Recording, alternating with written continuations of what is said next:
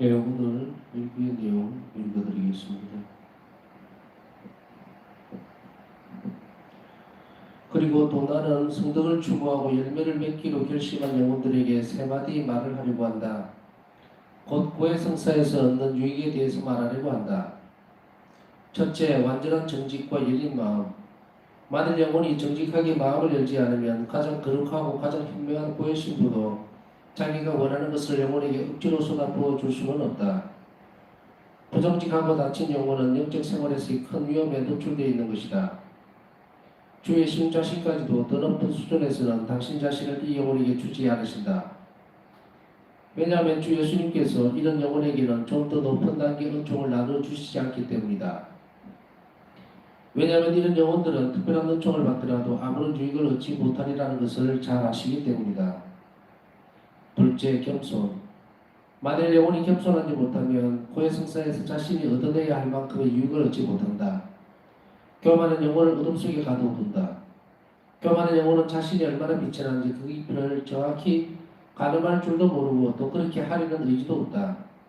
그래서 영혼은 가면을 쓰고 치료를 받을 수 있는 기회까지도 모두 피해버리게 된다.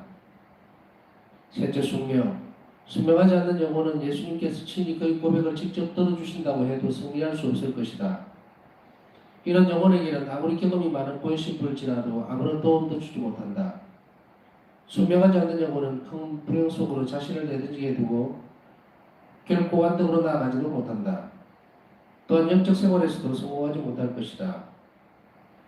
하나님께서는 당신의 은총들을 지극히 관대하게 영혼에게 아낌없이 쏟아부어 주시지만 그 영혼은 반드시 숙명하는 영혼이어야만 한다.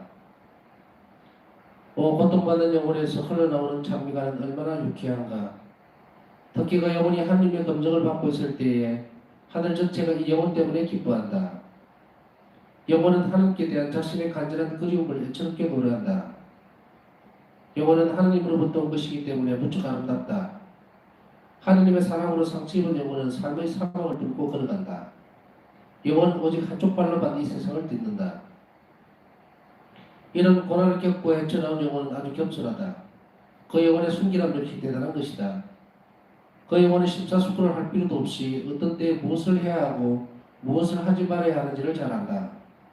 그 영혼은 은총이 아주 가벼운 어루만짐도 즉시 느끼고 언제나 하나님께 매우 충실하다. 그 영혼은 하나님을 멀리서도 알아보고 그분 안에서 늘 기뻐한다. 그 영혼은 일반적으로 자신을 둘러싼 다른 영혼 속에서 하나님을 금세 알아본다. 하나님께서 친히 그 영혼을 정화시켜 주신 것이다. 순수한 영이신 하나님께서 그 영혼을 순수한 영적인 삶으로 인도하신다. 하나님께서 친히 그 영혼을 먼저 준비시켰고 정화시키셨다. 곧 하나님께서 그 영혼에게 당신과 가까이 지낼 수 있는 능력을 주셨다. 그 영혼은 사람으로 쉬는 상태에서 주님과 영적인 친교를 나눈다. 그 영혼은 감각을 통해서 자신을 표현할 필요도 없이 하나님께 이야기한다. 하나님께서 그 영혼을 당신의 빛으로 채워주신다. 밝은 빛을 받은 정신은 분명하게 보고 영적 삶의 여러 단계들을 구별할 줄 안다. 그리고는 자신과 하나님과의 일치가 불완전할 때에 그 상태를 알아본다. 이런 상태는 감각을 수반하며 영은 특별하고도 고귀한 모양으로 감각과 합치되어 있다. 그는 아직 완전한 것은 아니다. 좀 더 높고 좀 더 완전한 하나님과의 일치가 있는데 그것은 지성적 일치이다. 이런 지성적인 일치의 상태에서는 영혼이 환상에 빠지지 않고 영혼의 영성은 더 순수하고 깊다. 감각을 수반하는 생활 안에서는 환상을 볼 위험이 많다. 영혼과 그 영혼을 지도하는 고해신부 모두 아주 지혜롭게 행동해야 한다. 하나님께서 영혼을 순수한 영적 상태로 인도하시는 순간들이 있다. 이런 때에 감각은 둔해지고 죽은 것 같이 된다. 영혼은 하나님과 가장 가까이 일치되고 완전히 하나님의 신성 안으로 잠겨 들어간다. 영혼이 가진 지식은 완성되고 완벽해져서 전과 같이 산발적인 것이 아니라 온전하고 절대적인 것이 된다. 그리고 영혼은 이런 상태 안에서 기쁨을 누린다. 그러나 나는 시험과 시련의 순간들에 대해서 더 말하고 싶다. 그러한 시기에 고해신부는 인내심을 가지고 영혼을 대해야 한다. 더불어 그 영혼은 스스로에게 더 한층 큰 인내심을 가져야 한다. 제 예수님 이런 고통들을 회상할 때에 제 영혼이 무엇을 겪는지는 주님께서 잘 아십니다. 저는 가끔씩 성인들과 천사들이 이렇게 고통받는 영혼을 보고도 평화로울 수 있었다는 것에 대해 놀라지 않을 수가 없습니다. 그러나 그분들이 이런 고통의 순간들에 우리를 특별히 사랑해 주신다는 것을 압니다. 제 영혼에 마치 엄마가 얼굴을 가리고 있어 알아보지 못하는 어린애가 있는 힘을 다해서 큰 소리로 울부짖는 것처럼 종종 하나님을 찾으며 눈물을 흘렸습니다. 오 저희 예수님, 이 험난한 사랑의 시련에 대한 보답으로 주님께 영예와 영광을 드립니다. 주님의 자비는 위대하고 상상을 초월하는 것입니다. 오 주님, 주님께서 영혼을 위해 준비하신 이 모든 것은 모두 주님의 자비로 흠뻑 적셔진 것입니다. 영혼의 주위에 있는 사람들은 이런 시련을 겪고 있는 영혼에게 외적인 고통을 더해주지 말아야 한다는 것을 나는 여기서 말하고 싶다. 이런 시련을 당하는 영혼의 잔이 진정으로 가득 차 있을 때에 만일 우리가 한 방울이라도 더 부어준다면 단지 한 방울이라도 이미 지나친 것이고 그 고통의 잔은 흘러넘칠 것이기 때문이다. 그리고 그런 고통을 당하는 영혼을 누가 책임질 것인가? 다른 이의 고통을 더 심하게 하지 않도록 우리는 조심해야만 한다. 이런 행동은 주님을 불쾌하게 해드리는 것이기 때문이다. 어느 영혼이 이런 시련으로 고통을 겪고 있는 것을 만일 수녀들이나 장사이 알거나 눈치를 챘으면서도 그 영혼에게 고통을 보태준다면 그것은 큰 죄를 범하는 것이다. 하나님 친히 그 고통받는 영혼을 위해서 그들에게 이런 행동에 대한 대가를 치르도록 하실 것이다. 내가 지금 여기서 말하는 것은 본래 죄가 되는 행동에 대해서 말하는 것이 아니라 다른 상황에서라면 죄가 되지 않을 그런 행동에 대해서 말하는 것이다. 우리는 이와 같은 영혼이 우리 양심에 짐이 되지 않도록 조심해야 한다. 이런 수도생활 안에서 흔히 볼 수 있는 일반적인 큰 결함이다. 말하자면 고통받는 영혼을 보면 언제나 고통을 대주고들 싶어한다. 내가 말하는 것은 모두가 다 그렇다는 것이 아니라 그런 사람들이 들어있다는 것이다. 우리는 모두 온갖 종류의 판단을 내리거나 말하기를 좋아하는데 그래서는 안 될 경우라도 그렇게 한다. 혀는 우리 몸에 아주 작은 지체이지만 아주 큰일을 한다. 침묵을 지키지 못하는 수도자는 절대로 성덕에 도달하지 못한다. 다시 말하면 그녀는 절대로 성녀가 될 수 없다. 수도자는 하나님의 성령께서 자신을 통해서 말씀하시지 않는 한 자신을 숨기지 말아야 한다. 하나님의 성령께서 자신을 통해 말씀하실 때에는 침묵을 지켜서는 안 된다. 그러나 하나님의 목소리를 들으면 수도자는 자신의 영원한 침묵하고 침울한 침묵이 아니라 영적인 침묵을 지켜야 한다. 곧 하나님 안에서 수렴하는 침묵이어야 한다. 사람은 침묵을 깨뜨리지 않고도 많은 것을 말할 수 있다. 한편 계속 침묵을 깨뜨리면서도 아주 조금밖에 말을 못하는 경우도 있다. 침묵을 깨뜨림으로써 돌이킬 수 없는 잘못을 얼마나 많이 저지르는가. 우리는 이웃에게 많은 해를 끼칠 뿐 아니라 우리 자신에게는 더 많은 해를 끼치고 있다. 내 생각에는 그리고 내 경험에 의하면 침묵에 관한 규칙이 제일 첫째 자리를 차지해야 한다. 하나님께서는 윙윙거리며 돌아다니기만 하고 꿀은 모으지 않는 벌집 속의 숯불같이 제잘거리는 영혼에게는 자신을 주지 않으신다. 말이 많은 영혼은 속이 비어있다. 이런 영혼은 필수적인 덕도 갖추지 못하고 하나님과 친밀하지도 않다. 하나님께서 근처하시는 고요한 평화와 침묵의 깊은 내적 생활은 의문의 여지도 없이 불가능하다. 내적인 침묵의 감미로운 맛을 전혀 체험하지 못한 영혼은 떨떠있는 영이고 자신만 떨떠있는 것이 아니라 다른 이들의 침묵을 방해한다. 나는 침묵을 지키지 않았기 때문에 지옥 깊은 곳으로 떨어진 많은 영혼들을 보았다. 이것은 내가 그들에게 지옥에 떨어진 이유를 물어보았을 때에 그들이 직접 나에게 그렇게 말해준 것이다.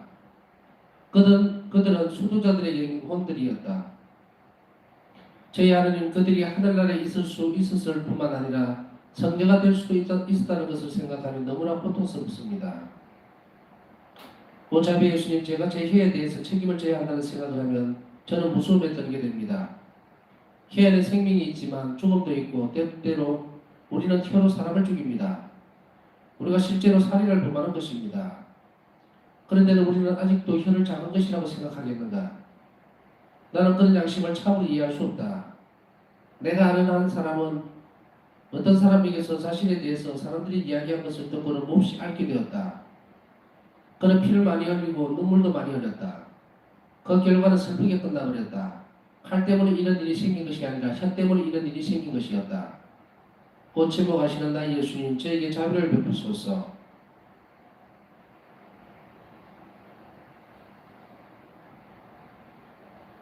오늘 읽기는 고해성사에 대한 부분에서 어제는 고해성사의 준비, 제목을 고해성사에 드러난 하나님의 자비라고 말씀을 드렸고요. 그러나 고해성사 안에서 우리가 하나님 자비를 어떻게 받아들일 것인가, 그리고 우리는 무엇을 해야 되고 또 무엇을 고백해내야 되는가, 그런 부분들을 좀 다뤄보다가 시간이 부족해서 제 마지막 부분에 고해성사를 위한 준비 부분을 넘어갔었습니다. 오늘 읽어드린 일기 내용이 도대체가 이해가 안 가실 수도 있고, 또 어떤 부분에 있어서는 내가 이런 부분에 있어서 조심을 해야 되겠구나, 이런 부분을 좀 더 성찰해야 되겠구나, 이런 과정은 내가 하나님께로 좀 더 가까이 가는 어떤 한 부분이었구나. 또 오늘 침묵에 대해서 이야기를 하면서 우리는 이 부분을 마지막으로 다룰 수도 있습니다. 우선 이야기가 나왔으니까 침묵은 어떤 결과를 가져오는지, 그리고 내적인 침묵이 그냥 아무라고 말하기 싫어서 안 하고, 슬퍼서 안 하고, 기가 죽어서 안 하고, 사람들을 대하기 싫어서 안 하고, 또 우울해서 안 하고, 그런 침묵이 아니라는 이야기입니다. 억지로 갇혀있는 침묵이 아니라 하나님 안에서의 고요함 가운데 있는 침묵을 이야기하는 것입니다. 우리가 외적으로 행동이 활발하게 많이 한다 하더라도, 활발하게 막 행동들을 하고 또 사회생활을 하고 자기 일과를 한다 하더라도 이 내적 침묵은 입을 단순하게 닫는 침묵하고 전혀 다르다는 것이죠. 그래서 우리는 하나님과 일치해서 우리 영혼이 평안함을 느끼고, 그리고 하나님 안에서 고요함을 느끼고 있는 상태를 내적 침묵이라고 합니다. 그래서 일을 하거나 운전을 하거나 또 혹은 설거지를 하거나 빨래를 하거나 이웃들과 같이 지내는 어떤 시간 안에서도 우리는 이 내적 침묵을 충분히 지킬 수 있다는 이야기죠. 그런데 여기에서 방해가 되는 것은 바로 혀에 대한 침묵이라는 것도 또한 지적을 하고 있죠.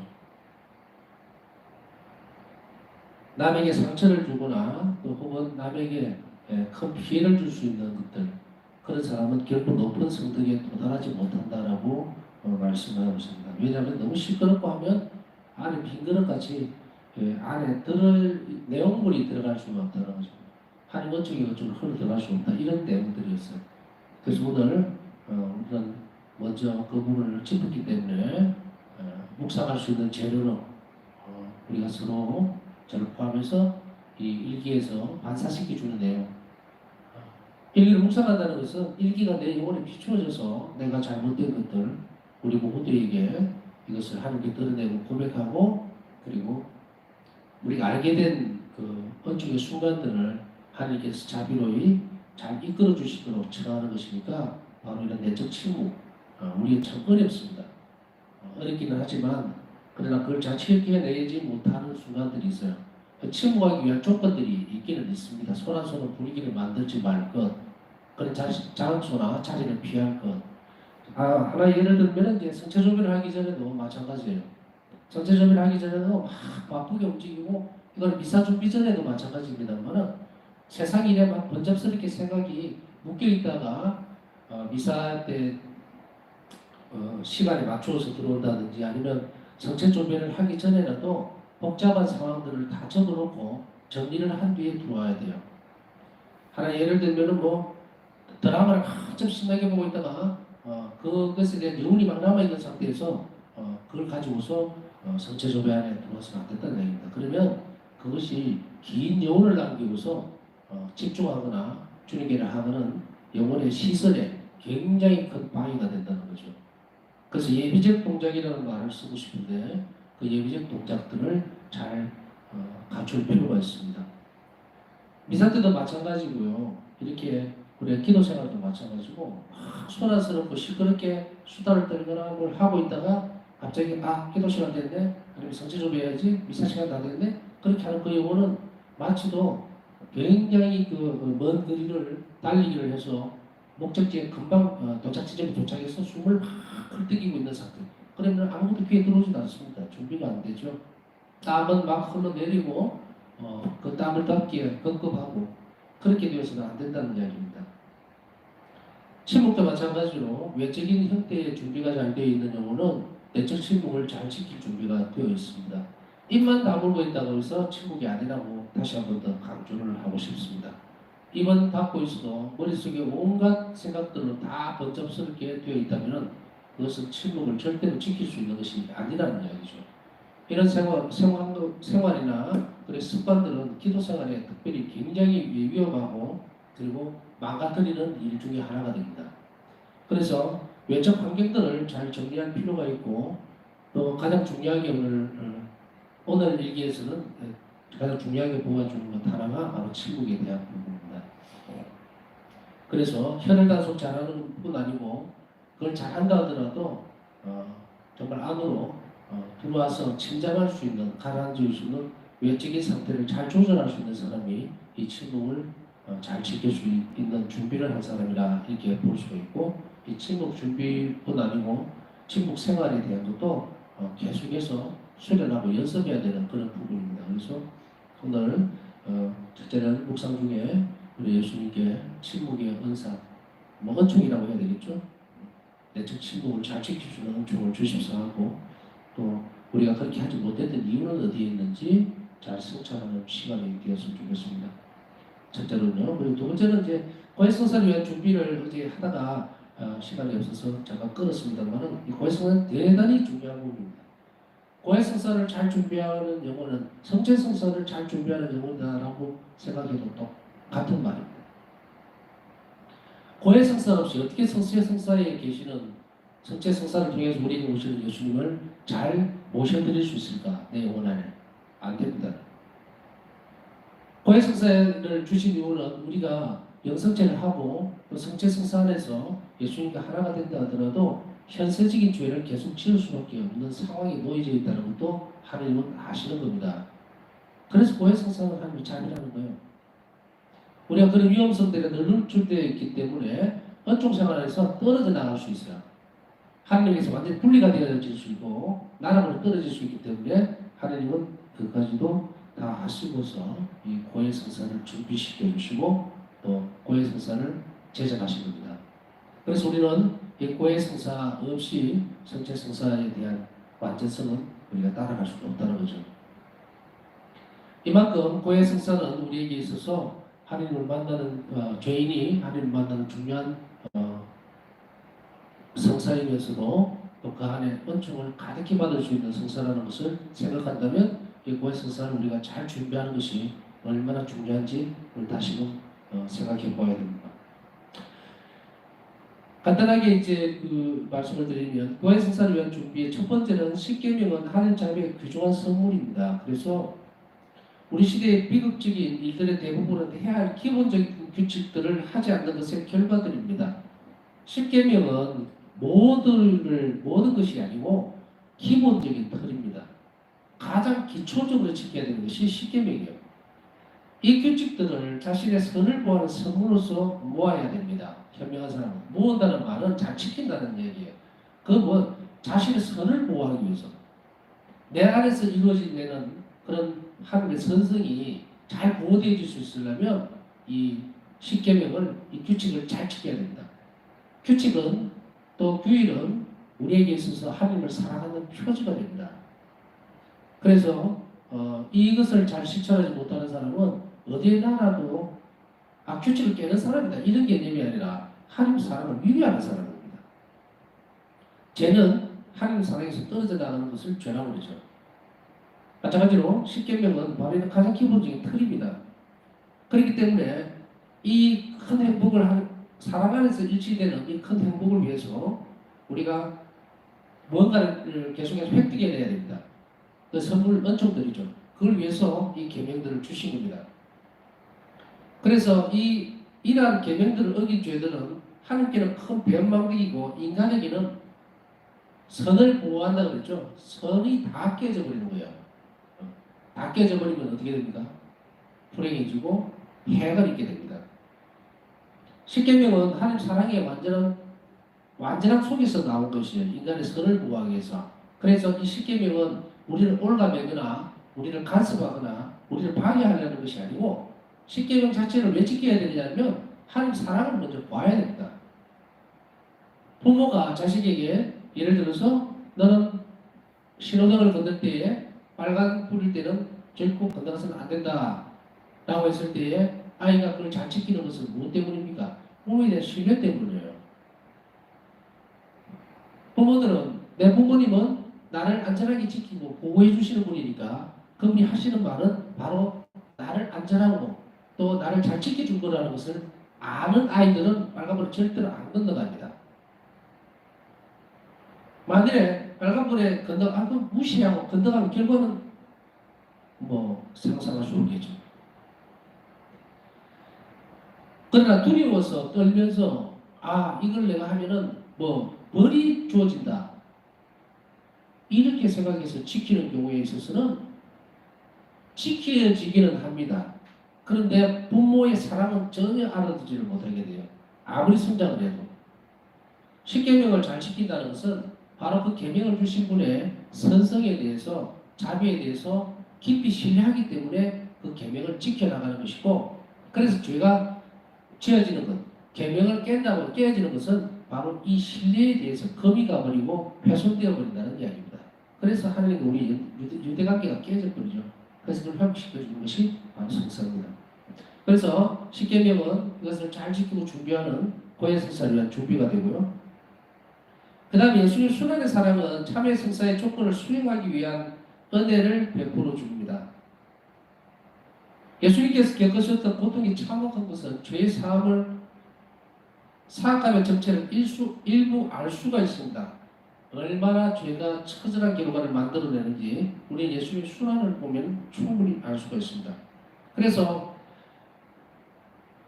예수님의 순환과 죽음은 바로 인간에 대한 당신의 사랑과 그리고 자비로움을 드러낸 것이기 때문에 이 사랑은 정직한 양심성찰을 계속하도록, 그래서 우리가 죄가 바로 예수님의 순환에 일조하고 있다는 것을 깨닫는 순간에 그것을 깨고 그 틀에서 나올 수가 있습니다. 그래서 바로 이 부분들을 통해하는 거예요.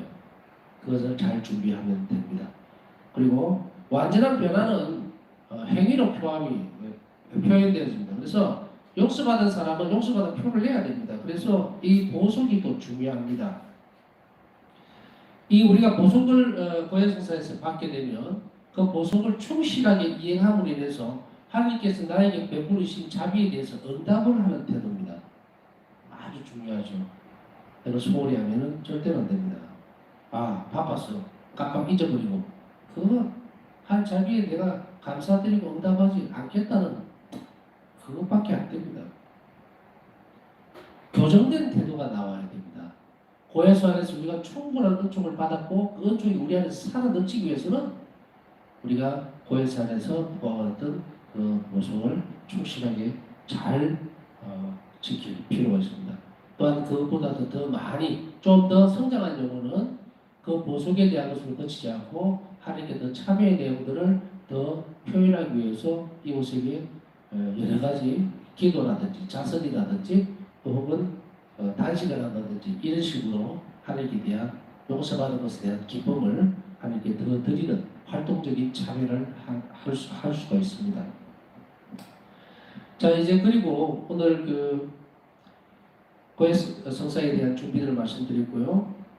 근데 오늘도 이제 고해성사 얘기를 하다 보니까 성덕을 추구하고 열매를 맺기로 결심한 영혼들에게 말하고 있는 것이 있습니다. 바오서 성경 1기에서 고해성사에서 얻은 유익에 대해서 말씀을 하고 있는데 아주 주의를 기울여서 우리가 들어보고 또 되새기고 또 성책 앞에서 우리는 묵상하면서 이러한 은총을 주십사 하고 청해야 할 것입니다. 첫째로 고해성사 안에서는 완전하고 정직한 열린 마음이 있어야 합니다. 주저주저하거나 자신의 판단에 따라서 이것은 용서할 수 해주시겠나 아니면 어떻게 하시겠냐는 혹은 어느 일부분만을 드러내는 것은 정직하면서 위배되는 것입니다. 그래서 만약 영혼이 정직하게 마음을 완전하게 하나님 앞에서 열지를 않는다면 고해성사는 고해 사제를 통해서 하나님께 직접 고백하는 내용이기 때문에 그것에 대한 불신이 있다든지 또 그것에 대해서 깊이 있는 어떤 믿음의 정도가 없다면은 사람들은 주저주저하고 어떤 때는 그런 영혼들은 회피하려고 하는 경향이 있습니다. 그런 경우는 어떤 고해성사 신부도 그 영혼에게 선익을 줄 수가 없어요. 왜냐하면 감추고 있기 때문에 하나님 안에서 그 영혼들을 지도할 수 있는 부분들이 없습니다. 그래서 부정직하고 다친 영혼은 영적 생활에서 큰 위험에 노출이 되어 있습니다. 한 영혼이 고해 성사 안에서 고해를 하는데 어떻게 감히 하나님 앞에서 거짓말하고 감추고 덮어놓을 수 있겠는가? 하나님께는 그 사실을 다 알고 계심에도 불구하고 영혼들은 때때로 자신의 판단에 따라서 그것을 덮어버리는 경우가 있게 됩니다. 이 완전한 정직과 일행 마음의 이 부분을 일기를 묵상하다 보니까 옛날에 읽었던 그 성인의 한께서 성인전에 나오는 한 대목이 생각이 났습니다. 여러분들 잘 알고 있다시피 마리아 요한 비안네 신부님 아르스 성자 그분이 고해 성사를 주고 있는데 한 분이 들어와서 고해를 하고 있는 거예요. 그런데 신부님께서 이렇게 보니까 입에서 두꺼비가 들어왔다 나갔다 입에서 계속 그 모습이 보여서 신부님이 그 영혼을 보시고서 그 사람에게 왜 당신은 속이려고 하느냐, 왜 안에 있는 정말 진짜 고백해야 될 내용을 숨기고 있느냐, 이게 자꾸 들어갔다 하니까 이 죄를 고백해야 될 내용을 자꾸 감추고 있는 거죠. 이런 일리에서도 보이듯이 정직한 영혼은 하나님의 사랑을 크게 받고 크게 용서받을 수 있는 조건이 됩니다. 그렇기 때문에 우리는 어떤 경우에라도 고해수 안에서 열리고 정직한 마음을 가질 수 있도록 해야 됩니다. 둘째로는 영혼이 겸손하지 못하면 고해 성사에서 자신이 얻어내야 할 만큼 유익을 얻지 못합니다. 고해 성사를 그냥 단순하게 선언의 형식, 죄 지었습니다, 뭐 어겼습니다, 잘못했습니다, 뭐 했습니다, 입으로만 해서는 안 되고 겸손은 영혼의 고백이어야 됩니다. 정말 참으로 통해한 영혼만이 겸손해질 수가 있어요. 그래서 이 겸손은 그 영혼이 상상하지도 못하는 선익을 하나님에게서 이끌어냅니다. 그래서 그런 영혼들에게는 그 유익함을 훨씬 더 빨리 주실 수가 있습니다. 예수님이. 교만한 영혼은 어둠 속에 자신을 가둬놓습니다. 교만은 어둠의 한 측면입니다. 그래서 자신이 얼마나 비참한지 그 깊이를 정확히 가늠할지도 모르고 그런 의지도 없습니다. 그래서 치료받을 수 있는 기회까지도 모두 피해버리게 됩니다. 그리고 세 번째는 순명에 대한 부분이죠. 순명하지 않는 영혼은 이거 순명에 대한 부분은 계속해서 지금 며칠째 나오는 것 같은데요. 순명하지 않는 영혼은 예수님께서 친히 그 고백을 직접 들어주신다고 해도 승리할 수 없을 것이다. 순명하지 않는 영혼은 큰 불행 속으로 자신을 내던지게 되고 결코 완등으로 나아가지도 못한다. 영적 생활에서도 성공하지 못한다. 겸손한 영혼에게만 한 원중이 흘러들어간다는 것을 몇 번씩이나 강조해서 말씀을 드렸습니다. 수명은 바로 이 고해수 안에서 우리가 얻을 수 있는 취할 수 있는 영적 선익이라는 것. 그래서 수명하지 않는 영혼은 고해수 안에서 어떤 선익도 얻어내지를 못합니다. 여기서 수명에 대한 것은 몇 번 이야기를 했습니다만은 단적으로 딱 잘라서 얘기를 할 수 없지만 쉽게 실천할 수 있는 부분은 고해수 안에서 훈계의 내용을 잘 듣고 그리고 그것을 수용하고 그리고 힘써서 실천할 것. 그건 내가 어려워서 못하겠는데 뭐 저런 말씀을 하시지 나하고 생각이 다른데 그것보다는 적어도 고해수 안에서 고해사제의 말은 바로 예수님께서 하시는 말로 잘 듣고 순명하면서 그 고해사 안에서 일어났던 말씀들을 충실하게 따르려고 하는 것. 그 영혼은 겸손한 영혼이고 그리고 애써서 실천하겠습니다 했을 때 그 순명하는 태도가 되는 겁니다. 상황이나 모양에 따라서 환경에 따라서 다 다르긴 하겠지만 적어도 순명의 고해수 안에서 순명의 내용은 대략 이렇게 정리를 해볼 수 있을 것 같습니다. 영적 선익을 위해서 고해 성사 안에서 우리가 얻을 수 있는 선익들 그것을 잘 지켜서 또 실천할 수 있도록 노력했으면 좋겠고 몇몇 가지 말씀드렸던 내용을 오늘 우리는 성신을 통해서 성체 앞에서 주님께 우리에게 필요한 은총을 청하도록 한다면 이 또한 겸손한 태도일 것이고 하나님께서 우리에게 은총을 충분히 베풀어 주실 수 있으리라고 생각합니다.